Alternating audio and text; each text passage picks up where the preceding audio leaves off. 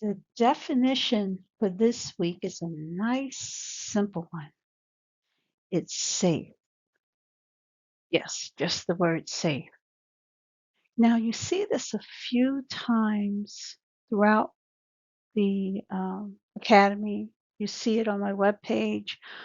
I mention it as far as relationship space. I mention it in man caving, and I'll get to that. I'll get into those definitions in a separate video.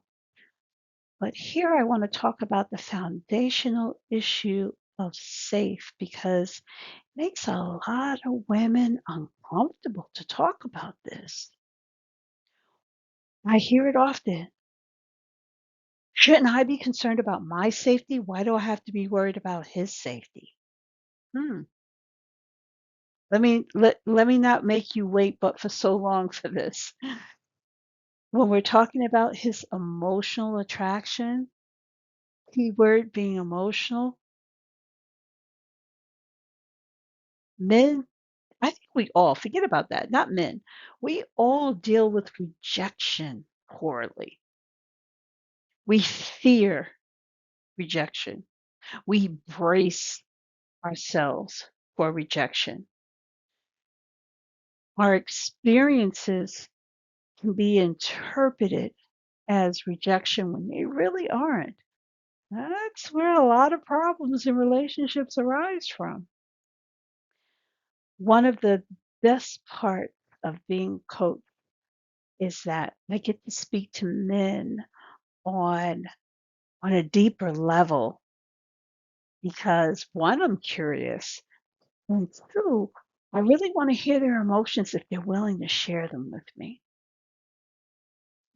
And and you don't have to be a coach to look at it this way. Think of your loved ones. Think of the men in your family. Would you want would you want them in tears? Would you want them devastated? Do you want them depressed over an emotional issue unnecessarily or in any instance? Just think about that. And if you can't get with that, I mean, hey, even if you have children, you want your children, male or female, to be devastated, to be emotionally fraught, to be upset. Okay, it happens in life, but when you're thinking about someone else's safety, it's a different consideration because the bottom line is that you mean to do no harm. So let's put this in the context of leaning back. For a man to feel safe, he has to have the ability to make mistakes. He has to have the ability to experiment with his feelings or conveying his feelings or conveying his desires or trying to please you without being shot down, without the fear of the attack, without the fear of harm, without the fear of hurt. Now, I'm talking about in the development stages because once you're trenched in a relationship, yes, you still have to look out for that, but the communication is a little bit more open, hopefully. You could talk about that. But when you're talking about someone's safety, their emotional safety, this goes bigger than relationship. Sometimes I just listen to guys and they're like, she just won't let me get a word edge in. I can do nothing right. I understand this is from frustration, but hear me out.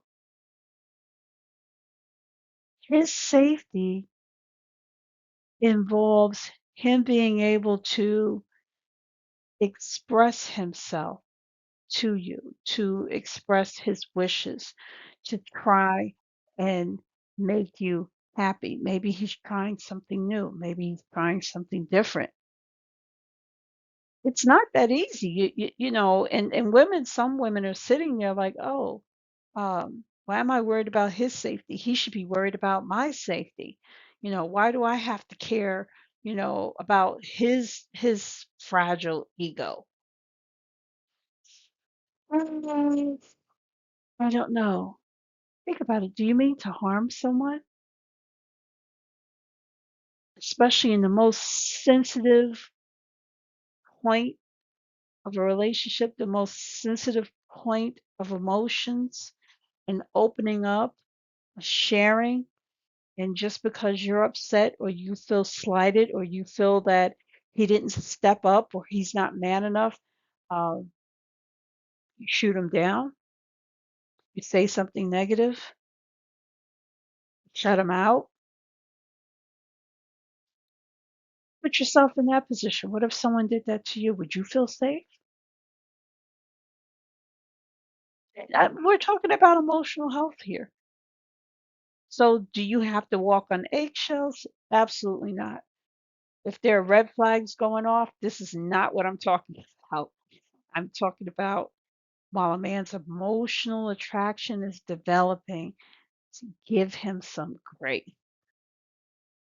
to hold off on the peanut gallery comments, to not blurt out what you're thinking, to not dwell on some feeling that arose from somewhere else, some misunderstanding um, that you want to impress upon him. Give him a little grace, give him a little space, make it safe for him to be in love. Make it safe for him to feel.